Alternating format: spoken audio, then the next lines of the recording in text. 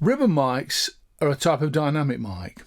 Unlike the mics that we've talked about before, they work on the principle of a very thin slither of metal which is wedged between two magnets. Sound waves vibrate the metal, thus creating electrical current. The ribbon mics have been knocking about since the 1930s. In those days, they were actually more accurate and at a wider frequency than condenser mics at the time. They also give a very natural recording. The downside about ribbon microphones is they're very delicate. Plosives like B's and P's without a pop filter can damage the microphone. Occasional damage through dropping or the microphone falling over can also damage the very thin corrugated diaphragm. The other thing that can cause problems is phantom power.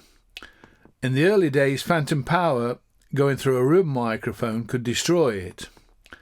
Nowadays, a lot of the new microphones are designed so they can handle phantom power.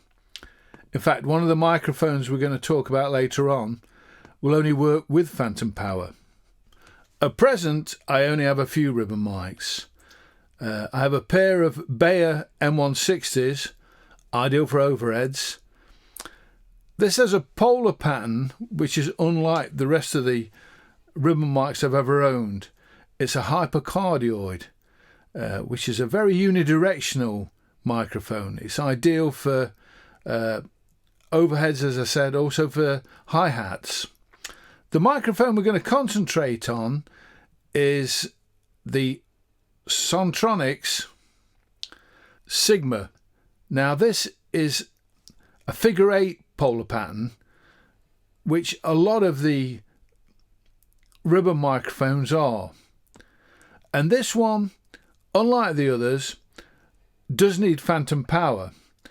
One of the downfalls of the ribbon mic is they need a lot of gain. So some of the microphone manufacturers have added a preamp to help that, and this obviously needs phantom power. The reason that I'm sticking with this Sontronics today is it's the only British mic that I have. There are pros and cons with the figure 8 polar pattern. The downside is if the room isn't treated, you're going to pick up a lot of the ambient reflections, and that can cause problems. If you want to pick up ambient reflections, then the figure 8 is a pro.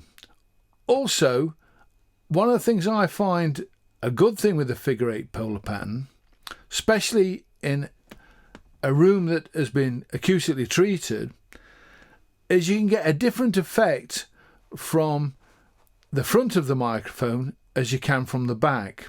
I don't like to use abstract terms, but it is a darker type of effect. We're going to demonstrate this.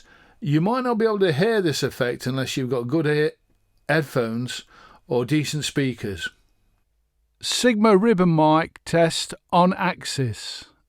Sigma ribbon mic test on axis. Sigma ribbon mic test 108 degrees from axis. Sigma ribbon mic test 108 degrees from axis. To conclude, ribbon mics are a very natural sounding and a good addition to any mic collection.